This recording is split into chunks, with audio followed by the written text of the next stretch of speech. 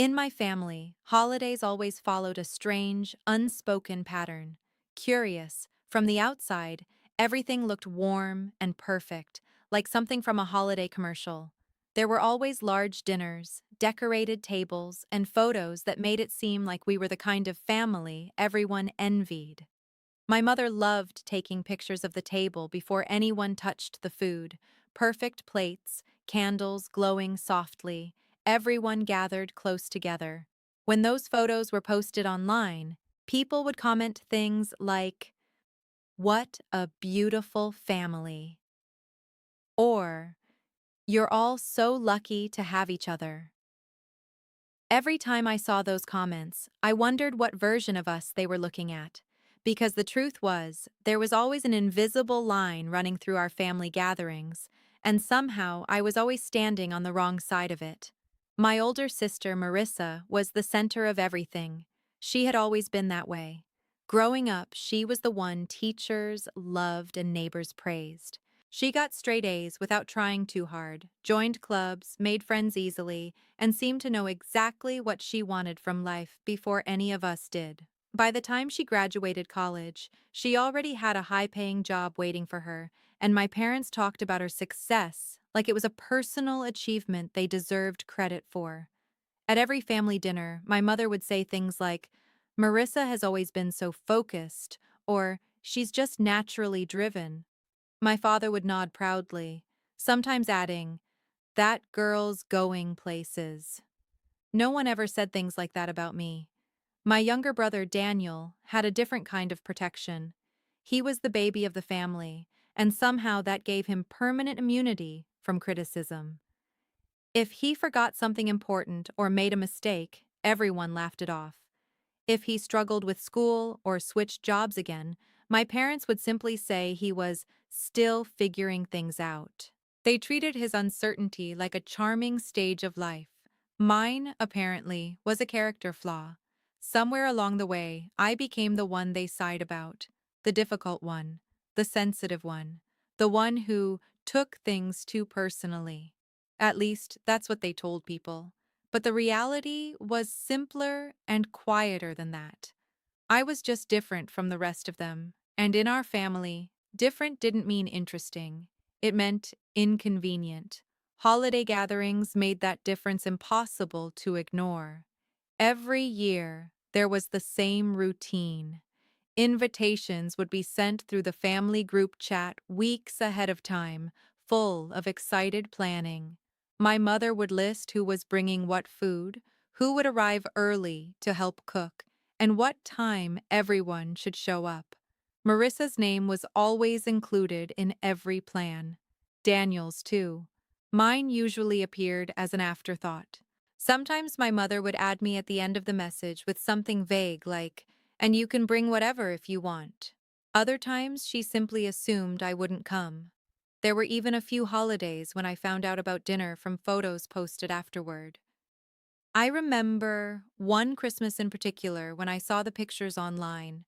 My entire family gathered around the table, laughing, wearing matching sweaters my mother had apparently bought for everyone. Everyone except me. When I asked my mother about it later, she sounded genuinely confused. "Oh, we thought you were busy," she said.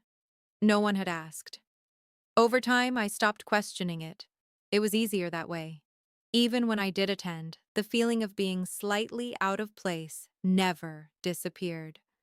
The house I grew up in felt different during holidays, louder, more crowded, but also somehow more distant. Conversations flowed easily between my parents and siblings, full of shared updates and inside jokes I hadn't heard before. I would sit there smiling politely, trying to follow along. Sometimes they would ask me a question just to include me, but it never lasted long. "Are you still doing that freelance thing?" someone would ask. "Yes," I'd reply. "Oh." And then the conversation would drift back to Marissa's latest promotion or Daniel's plans for the weekend. At the dinner table, the seating arrangement somehow reflected the same dynamic. Marissa always sat beside my mother, discussing recipes or wedding ideas or something equally important. Daniel usually sat near my father, joking about sports or work. My seat was almost always at the far end. Sometimes it felt like it appeared only after everyone else had settled. Once, I watched my mother glance around the table and say, "Oh, we might need another chair." She said it like she had just remembered I existed. My sister laughed lightly. "Look who decided to show up this year." My brother added, "We thought you got lost again." They meant it as teasing, the kind families are supposed to laugh about. So I laughed too, because if I didn't laugh, things became awkward. And in our family, awkwardness was always blamed on me. For a long time, I believed them. I thought maybe I really was the problem. Maybe I should have tried harder to fit in. Maybe I should have called more often or visited more frequently. Maybe I should have shared more of my life so they could understand me better. But every time I tried, the results were the same. My stories were brushed aside. My opinions were politely ignored. My achievements, small as they were at the time, were treated like temporary distractions instead of something meaningful. Eventually, I stopped sharing. It wasn't an angry decision. It was quieter than that. I simply learned to keep parts of my life separate from them. At first, it felt lonely, like carrying a secret no one cared enough to ask about. But over time, that silence became something else. It became space. Space to think, to work, to build something that belonged entirely to me. And the strange thing about being the family member everyone overlooks is that it gives you a kind of freedom. When people expect nothing from you, they rarely pay attention to what you're actually doing. While my family was busy celebrating Marissa's accomplishments and protecting Daniel from his mistakes, I was slowly creating a life outside their expectations. They didn't see it happening. They didn't notice the late nights or the quiet determination. To them, I was still the same person who sat at the end of the table every holiday, smiling politely and laughing at jokes that were never really funny. The extra chair, the one who didn't quite belong. And for years, I believed that role was permanent. What I didn't realize yet was that sometimes the person sitting quietly in the corner isn't invisible. They're just waiting for the moment when everyone else finally notices what they've been building all along. By the time the next Thanksgiving approached, I had already decided that things in my life were going to be different. Not dramatically different in the way people imagine when they think about big life changes. There was no dramatic speech, no confrontation, no moment where I finally told my family everything I had been holding back for years. The difference was quieter than that. It lived mostly inside my head. 3 years earlier, on an ordinary Tuesday night, I had started something that eventually changed everything. At the time, it didn't feel like the beginning of anything important. I had been sitting at the small kitchen table in my apartment, staring at my laptop after finishing another long day at a job that barely paid enough to cover rent. I remember feeling tired in a way that went beyond just being exhausted.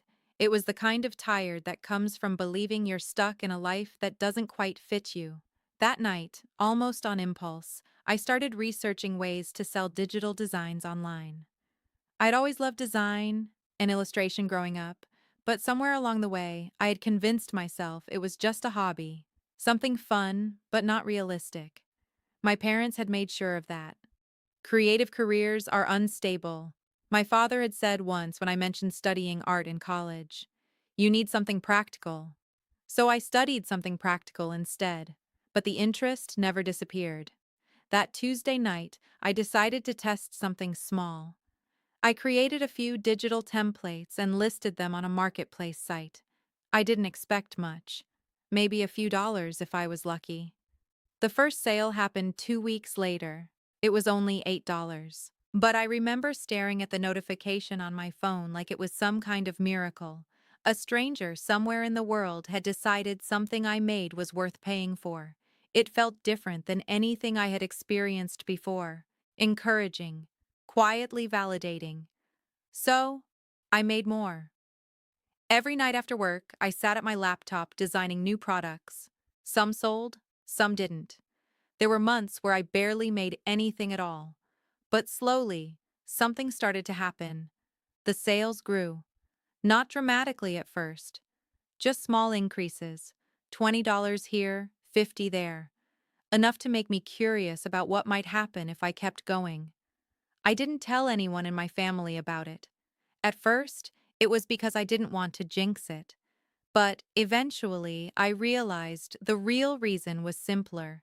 I didn't want to hear their reactions. I already knew what they would say. Marissa would probably smile politely before offering some practical advice about finding a more stable path. My mother would ask if I was still applying for better jobs. My father might laugh the way he did when he thought something sounded unrealistic, and Daniel would probably turn it into a joke. So instead, I kept it to myself. Over time, the project turned into something more serious. I created a small brand, built a website, and expanded my products. Eventually, I started hiring freelancers to help with things I couldn't do alone. The income slowly surpassed what I was making at my regular job. That moment was surreal. I remember sitting in my apartment, staring at the numbers on my screen, and realizing something strange. The little hobby I had started late at night was now supporting me better than the career everyone else told me to pursue. Still, I didn't tell my family. Part of me wondered if that was strange. Most people share good news with their families. But the truth was, I had grown used to living two different versions of my life. The version my family believed, and the version that was actually happening. To them, I was still the struggling daughter trying to figure things out, the one whose career sounded vague and uncertain, the one who probably wasn't doing as well as everyone else.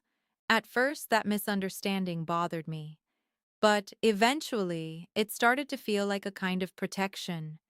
Expectations can be heavy, and my family had always placed them on the wrong people. Marissa carried the pressure to remain perfect.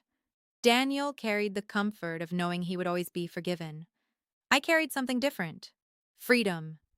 Because no one expected anything from me, they rarely paid attention to what I was actually doing. While they were busy celebrating promotions and discussing job titles, I was quietly building something real. By the third year, the business had grown far beyond my original expectations.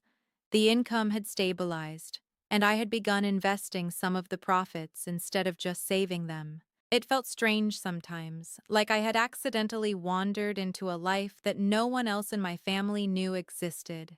And then Thanksgiving arrived. The holiday always came with a familiar sense of hesitation. Even after all those years, there was still a small part of me that hoped things might feel different. Maybe the conversations would be warmer. Maybe someone would ask about my life with genuine curiosity. Maybe I wouldn't feel like the extra person sitting at the edge of the table.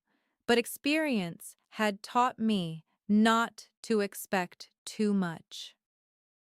A week before Thanksgiving, the family group chat lit up with messages from my mother. "Dinner at our house this year," she wrote cheerfully. "Same as always." Then came the list of responsibilities. Maris and Jake are bringing wine. Daniel is bringing dessert. There were several other messages discussing side dishes and decorations. My name wasn't mentioned at all. I stared at the screen for a moment before setting my phone down. It wasn't surprising, just familiar. About 10 minutes later, another message appeared. "Oh, and if you're coming, maybe bring something small." If. The word hung in the message like a quiet reminder of where I stood in the family hierarchy. Not expected, optional, almost like a distant relative who might show up if they happened to be in town. For a moment, I considered not going at all. It would have been easy. I could have stayed home, ordered takeout, and spent the evening watching movies without the usual tension of family gatherings. But another thought slowly pushed its way into my mind. For years, I had attended those dinners as the same version of myself my family expected to see. Quiet, polite, slightly uncertain about my place in the world. But the truth was, that version of me no longer existed. My life had changed. Not because anyone helped me, not because anyone believed in me, but because I had spent years building something quietly while everyone else assumed I was failing. And suddenly, the idea of sitting at that table again, pretending nothing had changed, felt almost absurd. My mother had asked me to bring something small. I smiled to myself when I read that message again. This year, I would bring something, just not the kind of thing they were expecting. Thanksgiving evening arrived with the same quiet nervousness it always brought. Even though my life had changed in ways my family couldn't imagine, stepping into that house still made me feel like the same younger version of myself who had spent years trying to prove she belonged. The drive there was familiar. The same streets, the same houses, decorated with autumn wreaths and warm porch lights. The neighborhood always looked peaceful this time of year, like one of those cozy places you see in holiday movies where families laugh around fireplaces and everyone feels welcome. I parked outside the house I grew up in and sat in the car for a moment. The windows glowed with warm light, and through the curtains I could see shadows moving inside. Voices drifted faintly through the door, laughter, the clatter of dishes, the kind of busy noise that meant everyone had already gathered. They had started without me. Again. It wasn't surprising. My family had always operated on the assumption that I might show up eventually, but planning around me wasn't necessary. I grabbed my bag from the passenger seat and stepped out into the cool evening air. The smell of roasted turkey drifted through the neighborhood, and somewhere down the street someone was playing music softly. For a brief second, I wondered what it would feel like to walk into a house where people were actually waiting for me. Then I shook the thought away and walked up the front steps. The door was unlocked, as usual, so I let myself in. The first thing I noticed was how loud the kitchen was. My mother and sister were talking over each other while moving around the counters, and my brother's voice carried from the living room. The television was on somewhere in the background, playing a football game no one was really watching. No one noticed me come in. I stood in the entryway for a few seconds, holding my bag, listening to the sounds of my family continuing their evening without interruption. It felt strangely familiar. Eventually, I stepped into the living room. Daniel was sprawled across the couch with his phone in his hand, barely glancing up when he heard my footsteps. "Oh," he said casually, like he had just noticed the weather had changed. "You made it." "Hi to you too," I replied with a small smile. He shrugged. "Dinner's almost ready." No hug, no excitement, just a brief acknowledgement before his attention drifted back to his screen. I walked toward the kitchen, where my mother and Marissa were standing near the stove. My sister looked exactly the same as always, perfectly styled hair, flawless makeup, and the kind of polished confidence that seemed effortless for her. She was leaning against the counter, sipping wine, while my mother adjusted dishes on the table. Neither of them noticed me at first. Then my mother turned slightly and froze. "Oh," she said, clearly surprised. "You're here." "Hi, Mom." She gave a quick smile before returning to the food. "We weren't sure if you'd make it." Marissa glanced at me over the rim of her glass. "Well, look who finally decided to show up," she said lightly. There it was, the joke that appeared every year. I forced a small laugh, even though it felt automatic at this point. "Traffic," I said. "Sure," she replied with a smirk. My father appeared from the hallway a moment later, drying his hands with a kitchen towel. When he saw me, he paused briefly. "Oh," he said. "You made it." The words were almost identical to my brother's. I wondered briefly if they even noticed how predictable those reactions had become. "Of course," I said calmly. "Well," he added, gesturing toward the dining room, "we're about to sit down." The table was already set when we walked in. My mother had gone all out with decorations, small candles, folded napkins, and a centerpiece made of autumn leaves and tiny pumpkins. It looked beautiful. It also looked like every other holiday dinner we had ever had.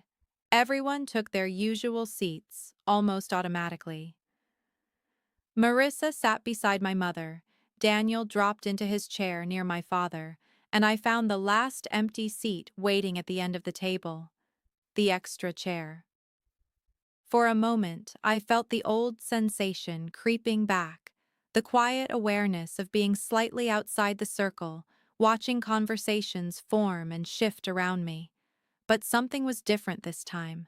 The feeling didn't sink in the same way it used to, because now I knew something they didn't. Dinner started with the usual routine. My mother asked everyone to pass dishes around the table while my father began carving the turkey. Plates filled quickly with mashed potatoes, stuffing, roasted vegetables, and slices of turkey. For a few minutes, the conversation stayed light. Daniel talked about a coworker who had quit unexpectedly. My father complained about the rising cost of groceries. Marissa described the latest wedding plans in great detail, including the venue she and her fiancé had finally chosen. Everyone listened attentively when she spoke. My mother nodded proudly, asking questions about decorations and guest lists. It was the same pattern I had seen my entire life.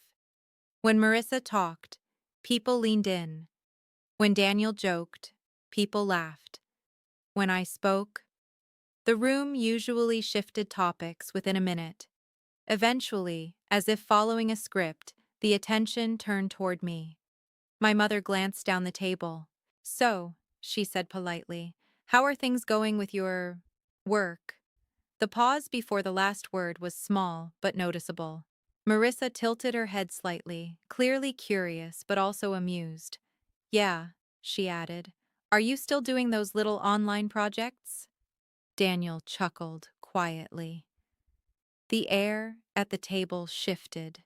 I could feel it. The subtle moment when everyone prepared themselves for the same story they had heard before. The struggling daughter. The vague career path. The polite encouragement that usually followed. 3 years ago, I would have felt my chest tighten at that question. Sighs. I would have stumbled through an explanation, trying to make my work sound legitimate enough to avoid judgment. But tonight felt different. Instead of shrinking under their attention, I simply smiled. Confident. "Actually," I said calmly, "things are going really well." My sister raised an eyebrow. "Oh?" she said, curious. My father looked mildly interested now. "What does that mean exactly?" Daniel asked. Their expressions carried a mix of curiosity and skepticism, like they were expecting a modest answer. A small improvement, a slightly better situation. Something polite they could acknowledge before moving the conversation back to Marissa's wedding. I looked around the table for a moment, letting the silence stretch just long enough to feel noticeable. Then I reached down beside my chair and picked up my bag. "I brought something tonight," I said. My mother looked confused. "A dish?" I shook my head. "Not exactly." Slowly, I reached inside the bag and pulled out a thick envelope. The conversation stopped completely. I placed the envelope in the center of the table, right between the plates of food and the flickering candles. Everyone stared at it. "What's that?" Daniel asked. I leaned back slightly in my chair, watching their faces. For the first time in years, I wasn't the one being quietly examined. Now they were the ones wondering what was about to happen next. And for once, I had something they didn't expect. For a moment, no one moved. The envelope sat in the middle of the table, surrounded by half-filled plates and the soft glow of candlelight. The room, which had been full of casual chatter just seconds earlier, now felt strangely still. Daniel leaned forward first. "Okay, seriously," he said, pointing at it. "What is that?" My mother looked between me and the envelope, clearly confused. "Is this some kind of joke?" I shook my head gently. "Just open it." My father reached for the envelope before anyone else could. He slid the papers out slowly, the way people handle something when they aren't sure if it's important or completely pointless. At first, his expression didn't change. He scanned the first page quickly, like someone skimming a document they expect to be boring. Then he slowed down. His eyes moved across the page again, this time more carefully. "What is this?" he muttered. My mother leaned closer. "What does it say?" Instead of answering, my father handed the papers to her. She adjusted her glasses and began reading. The room stayed quiet, except for the faint sounds of forks touching plates. Marissa took another sip of her wine, clearly unimpressed by whatever this little moment was supposed to be. Then my mother's eyebrows pulled together. "Wait," she said quietly. She flipped to the next page, and the next. The confusion on her face slowly turned into something else. "Is this real?" she asked. Marissa leaned over to look. "Mom, what are you—" Her voice stopped mid-sentence. I watched the exact moment the information registered. The first page showed the purchase agreement. The second page showed the financial breakdown. The third page listed the property details. 6 units, renovated, fully leased. The buyer's name appeared clearly at the bottom. Mine. Marissa stared at the paper for several seconds before looking up at me. "You bought a building?" Daniel laughed at first, assuming it was some kind of misunderstanding. "Wait, what?" He grabbed the documents from Marissa's hands and scanned them quickly. Then his expression changed too. "Hold on. This is an apartment building." "Yes," I said calmly. My father leaned forward again, suddenly much more interested. "Where did you get the money for this?" I folded my hands in front of me on the table. "From my business." Silence returned to the room, but it felt different now. Heavier. My mother looked back down at the papers like she expected them to change if she read them again. "You're telling me," she said slowly, "that you bought an entire property?" "Yes." "With your freelance work?" I smiled slightly. "It's not really freelance work anymore." Daniel was still staring at the numbers on the page. "Wait a second," he said. "This cost— how much?" He named the number out loud. My father's head snapped toward him. "That can't be right." "It is," Daniel replied quietly. For a few seconds, no one said anything.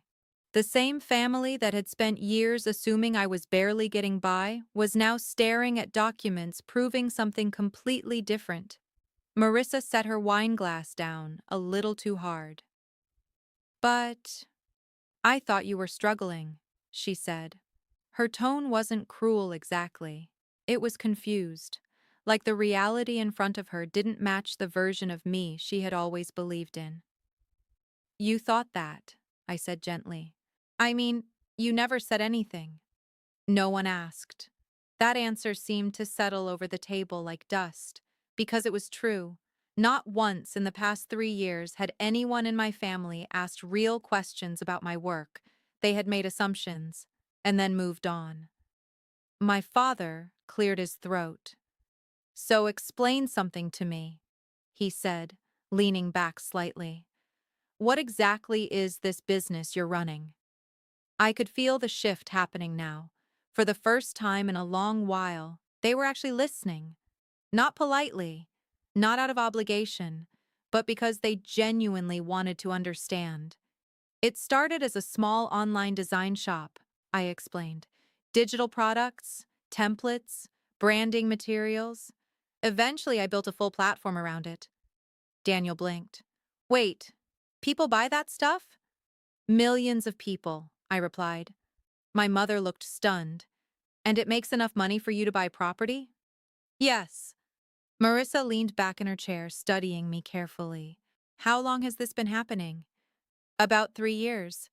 "3 years?" she repeated. There was disbelief in her voice now. "You've been doing this for 3 years and never mentioned it?" I shrugged lightly.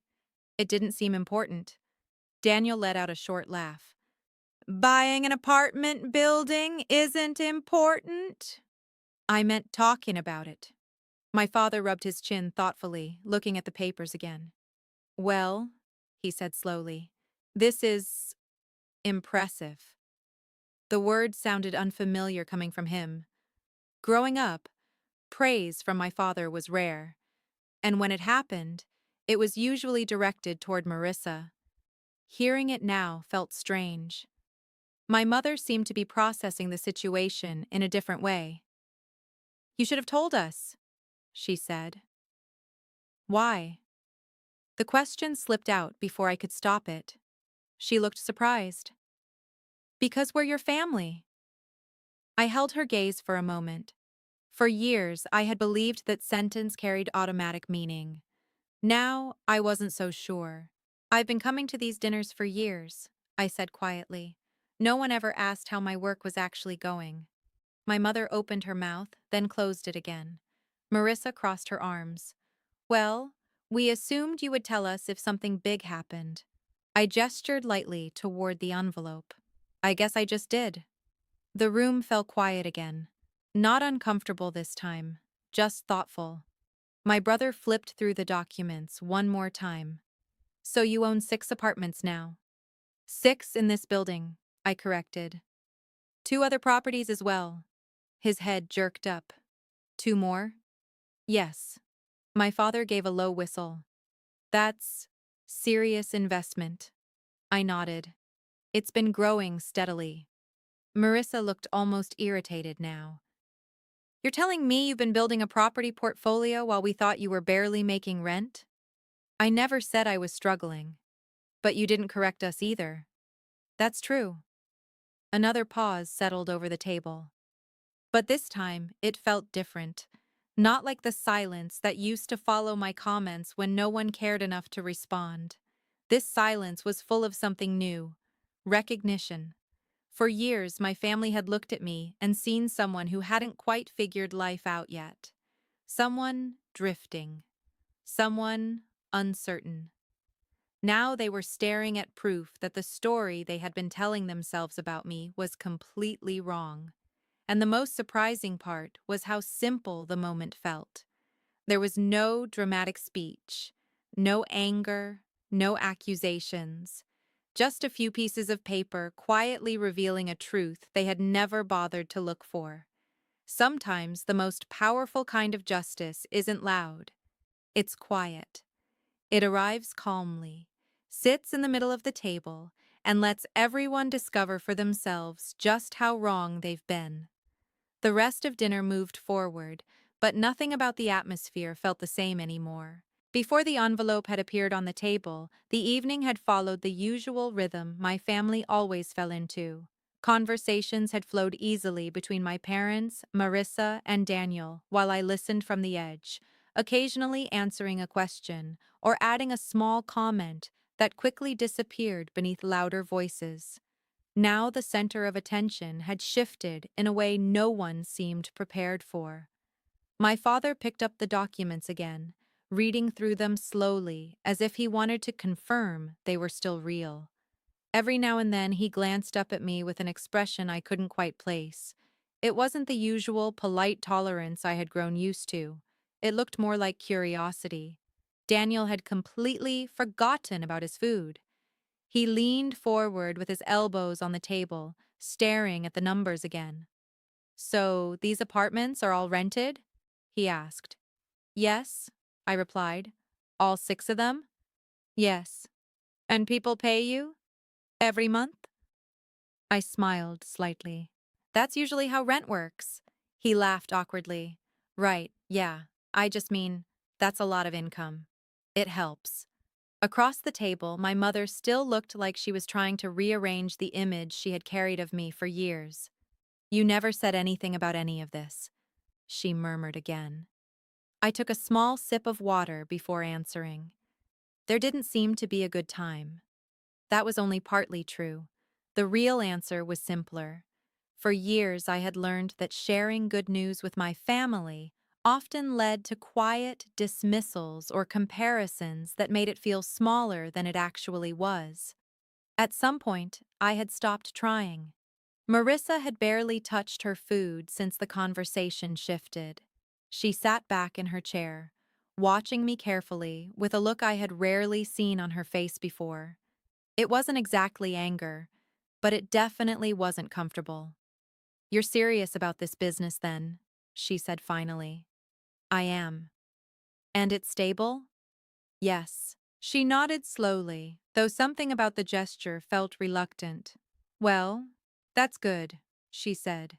It was the closest thing to approval she had ever given me. My father cleared his throat. "So what are your plans now?" he asked.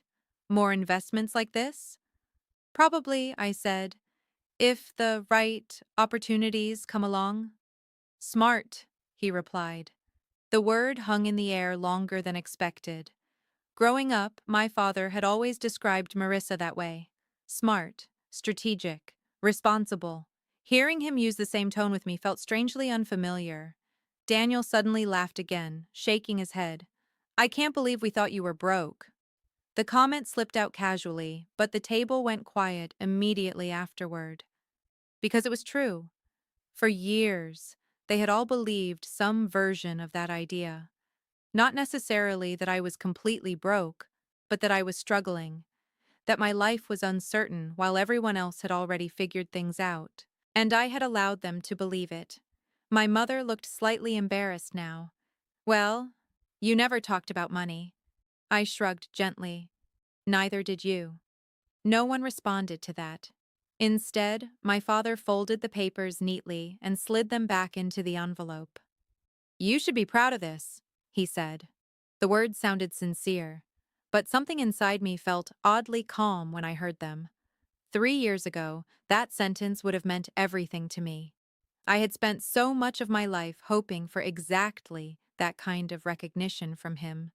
Now it felt different, not meaningless, just late.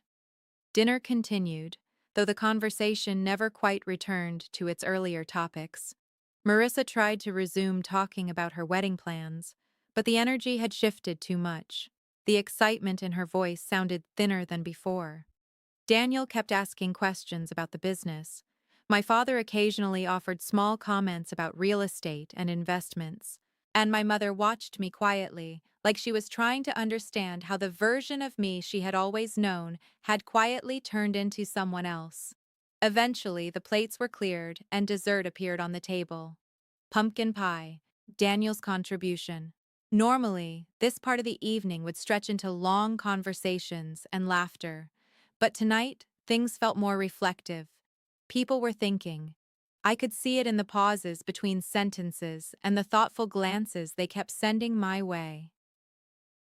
After dessert, my mother began gathering dishes. "You don't have to rush off tonight," she said suddenly. "You could stay a little longer."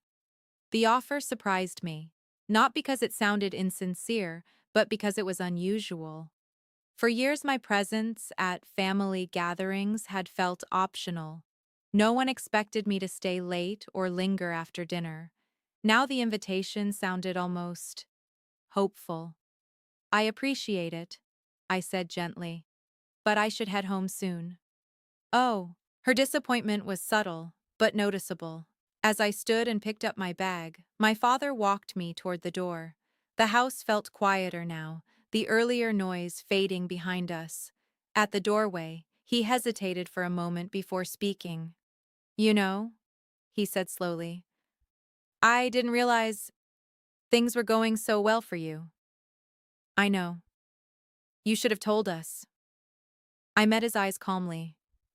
"I guess I wanted to see if anyone would ask." He didn't respond right away. For a long moment, he simply nodded, like he understood more than he was saying. "Well," he added eventually, "you've done well for yourself. Thank you." When I stepped outside, the cool night air felt refreshing after the warm, crowded house. The street was quiet, and a few nearby homes still had their lights glowing through the windows. For a moment, I stood on the porch, looking back at the house where I had spent so many holidays feeling like an outsider. Tonight had been different. Not because my family had suddenly changed, but because I had.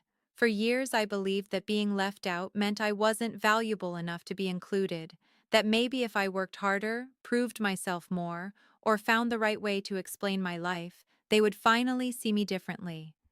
But somewhere along the way, something important had shifted. I had stopped building my life around their expectations. Instead, I had built something quietly, step by step, without waiting for approval. And tonight, when the truth finally appeared on that dinner table, it didn't feel like revenge. It felt like clarity. My family now understood something they had never taken the time to notice before. The quiet daughter sitting at the end of the table had never been lost. She had simply been busy, busy creating a life strong enough that it no longer depended on whether anyone else believed in it. As I walked to my car, I realized something that felt both simple and powerful. Respect that appears only after success isn't the kind you spend your life chasing. Real confidence comes from knowing your worth long before anyone else sees it. And sometimes the most satisfying ending isn't watching people apologize or admit they were wrong. Sometimes it's simply watching them realize, silently, slowly, that they underestimated you all along.